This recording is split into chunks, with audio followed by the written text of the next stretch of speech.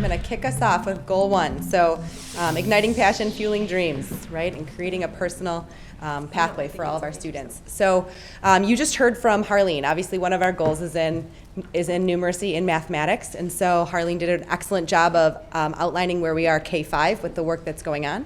In addition to that work K-5 for our math resource review, we've also been spending quite a bit of time 6-12 looking at things like common assessments and collaboration across our 3 middle schools and into our high school.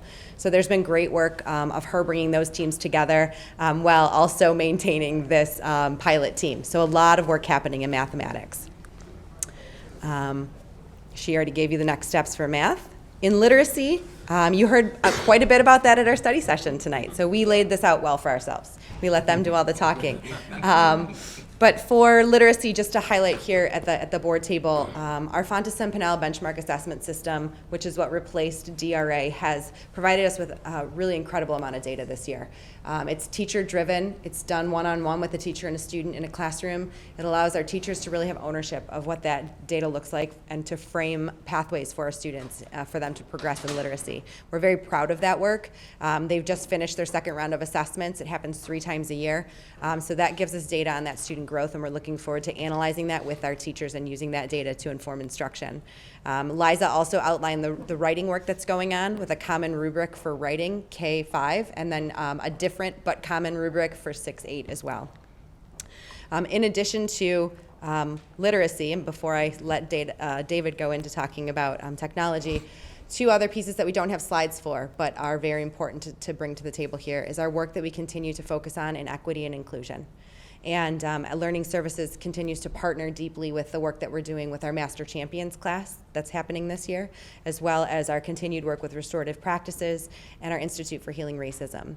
As we continue to work through those avenues, we're also exploring ways to more deeply bring equity and inclusion to our classroom through strategies with moves in pedagogy, looking at the neuroscience behind learning, establishing a deep sense of belonging for our students, and obviously taking into account the components of health and well-being of all of our students, because we know that that plays a huge role to how they feel that they belong in a classroom.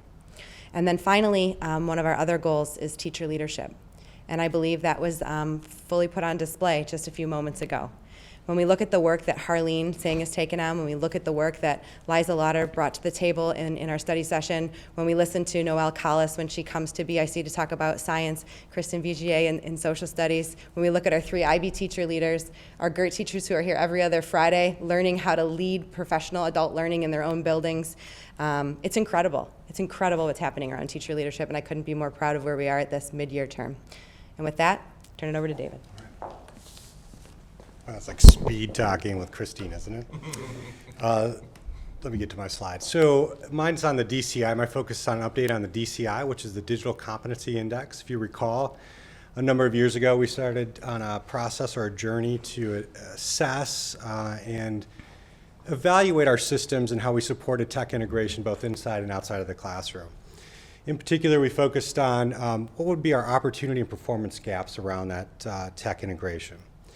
Over those years, we developed metrics and measures to develop the DCI. The good news is that this will be moving off of the strategic plan moving forward because it's just become operational now. It's not important strategically per se. However, what will be, as we transition for this next coming year, we'll be focused on the one gap that has been consistent from the beginning, and that's around training and development of our staff. And so we'll be focusing primarily on that going forward. Thank you. Any questions? No? Go ahead. And we know that also during BIC and as we go through FFLA, we'll have some other updates where we get talking about devices and all of that kind of stuff. Any more slides? So this is more on the strategic plan. Okay.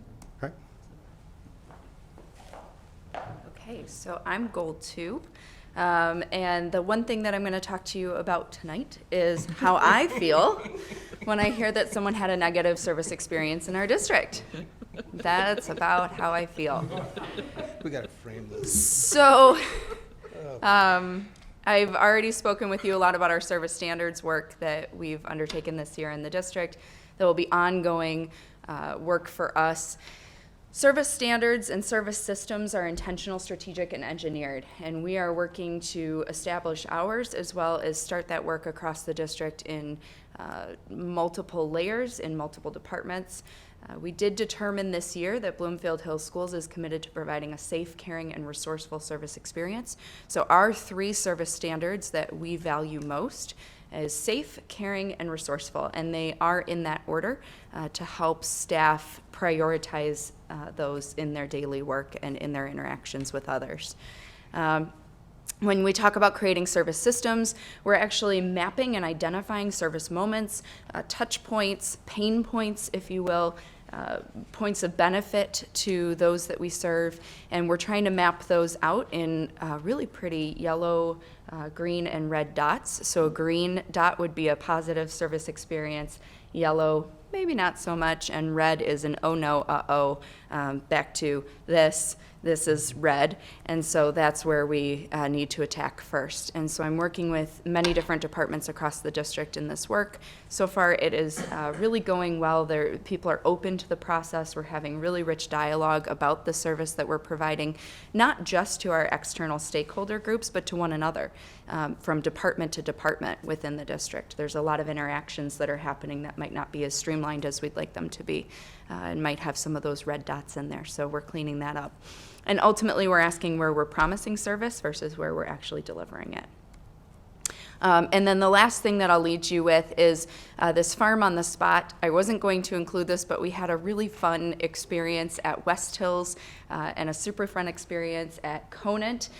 Both were very memorable for me personally and for the students. I'm just going to play about 15 seconds or 30 seconds of each just so you can get a flavor, but I would encourage you to watch these on your own time if you can. We are about to surprise our first graders with a pony in their classroom because we have access to one of the greatest resources in the world is a farm right in Bloomfield Hills Schools. We are going to take Patches the pony and we're going to bring her from the farm right into the classroom as part of a program we're calling Farm on the Spot. A calf? But you know the pony's name? I bet you someone remembers. Jaden? Uh-oh.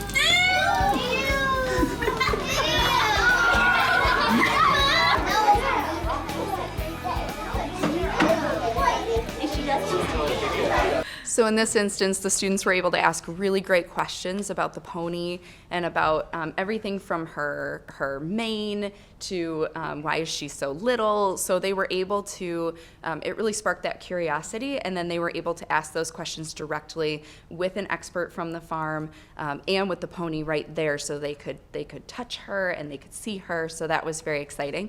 And then this one over at West Hills.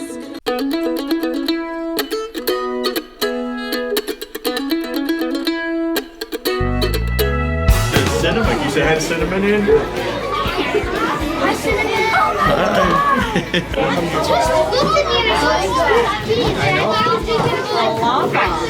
Yes, this is cinnamon. We have Jessica and Eliza, and we are here to just bring the farm to you guys on the spot a little bit. And there's actually a llama. so, when was the last time you had a llama in class? Never. Never. Okay. We brought Cinnamon here today for you guys to get a little bit of agriculture in your classrooms, to be able to interact with her and ask us any questions that you might have. So if you want, I have some raising their hands already, so I don't know names, so tell me your name. Go ahead. Bella, can we pet the llama? You guys will be able to pet her. Okay, go ahead. I've always wondered, what are like the front teeth doing, like that are right here? It's a good question. She's got really long front teeth, and she's got molars on the top and bottom and the back, but she has no teeth in the top front of her mouth. So those big long teeth come up high, and they actually help her grab leaves and branches from high trees. So she only eats up. She very rarely eats down. Yeah. I'm going to take us to the end of this segment because there's a really special interaction that I want you to see at the end here.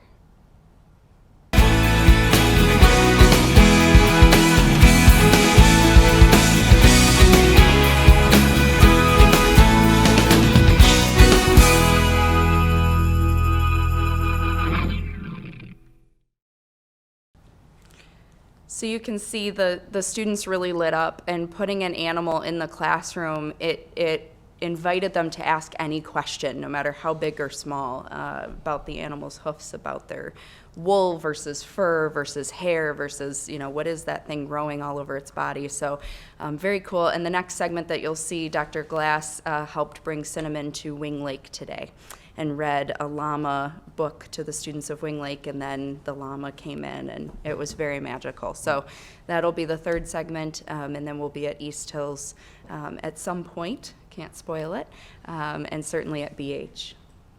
Any questions? Yes. I would just have to say Cinnamon made a great visit to the Chamber of Commerce too, which was pretty fun. She did, and then she was tweeted and retweeted, and so she's become quite famous. Mr. Ford. Yeah, maybe we could have, one of our classes take on a project of developing like a pony diaper or something. I think it's great, that you bring the farm into the classroom in such a real way. And the last scene, that's Bloomfield Hills Schools right there. That's Bloomfield Hills Schools. So in the interim, until we get to where you're personally satisfied, since you're leading this, if somebody is not having a safe, caring, and resourceful experience in Bloomfield Hills Schools, who do they call? So I would encourage them first to reach out to the person that they feel most comfortable at their building level. That might not be their child's teacher. It might be their child's teacher. That might be their bus driver. That might be their principal. It's the person that they feel comfortable sharing that experience with, because it's quite uncomfortable to share an uncomfortable experience. And we don't want to make it further uncomfortable for them. So they should find the person within the district that they feel most comfortable sharing that with, and then eventually that does make its way through the proper channels so that we can hopefully improve that service experience. And we are seeing people get a little more comfortable with sharing that with us, but that's a shift in culture. And so we will get there. Yeah. We will get there. That's great. Any other questions? Got another goal for us? We do. Oh, sorry, but now I'm stuck. Okay. By myself, I am not goal 3. We actually have a team. So human resources and physical plant services and finance all encompass goal 3. Basically, budget balancing actions. I'm going to be presenting a little bit later on the budget, so I won't spend much time on this slide. There's also information that talks about the actions we've had over the last several years on our webpage. Objective 2, we talk about the nature center, the farm, and recreation all together. And so you certainly just saw a lot about how we are bringing the farm right into the classroom. In addition, what we are doing is going through a strategic planning process. So we talked about this a year ago, and now we've all been engaging in it. There's a specific group that got together, and there's yet another meeting that will be scheduled before we finalize the recommendations or the outcomes of the strategic plan. And it's basically about all of this, and we are calling that, isn't that cute? That piglet was born this past Friday, by the way. I took that picture. And outdoor education is right now how we're looking at it, because we really do have 2 gems in our community. And that's the strategic partnership that we have ongoing with Michigan State University Extension is key, along with our farm educational leader, Alan Jaros, and Dan Badgley at the Nature Center. So we're very excited to see what those outcomes and the recommendations are. And objective 3, Brian Goby.